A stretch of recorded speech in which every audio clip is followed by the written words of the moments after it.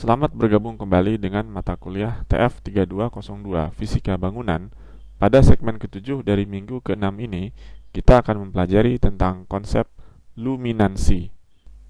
Luminansi adalah intensitas cahaya dari suatu permukaan, baik berupa sumber cahaya maupun non-sumber cahaya, pada suatu arah tertentu. Misalkan gamma yang ada di sini perluas proyeksi permukaan pada arah yang sama, atau disimbolkan dengan A gamma, sehingga L sama dengan DI gamma per DA gamma, atau dapat pula dinyatakan sebagai D2V dibagi DA gamma D omega.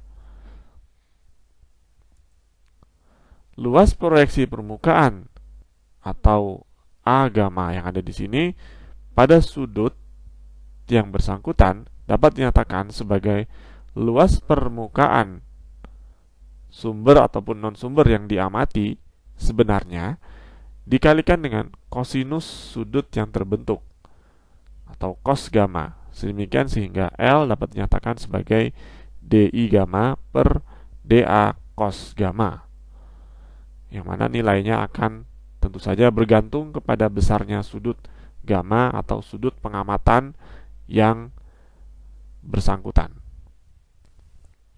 Luminansi dapat diukur menggunakan instrumen luminansimeter seperti pada ilustrasi berikut, yang juga dapat dibawa-bawa. Secara awam, luminansi seringkali dinyatakan sebagai kecerahan, yaitu indikator cerah atau redupnya suatu permukaan apabila diamati dari suatu arah tertentu. Luminansi permukaan pada suatu arah belum tentu sama jika diamati dari arah atau sudut yang berbeda. Pada SNI 036575/2001 telah ditetapkan sejumlah kriteria luminansi untuk berbagai permukaan dalam ruang, dari yang paling rendah hanya dikenali sampai yang paling tinggi untuk armatur atau sumber cahaya elektrik yang diizinkan sebesar sekitar 10.000 kandela per meter persegi.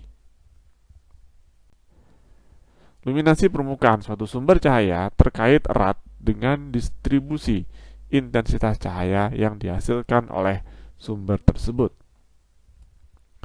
Pada sumber cahaya yang bersifat diffuse atau dikenal dengan istilah emitor Lambertian, didefinisikan intensitas cahaya maksimum senilai Imax terdapat pada sudut gamma sebesar 0 atau tepat berada di hadapan sumber yang bersangkutan. Nilainya adalah intensitas maksimum. Adapun pada sembarang sudut gamma yang lain didefinisikan sebagai berikut.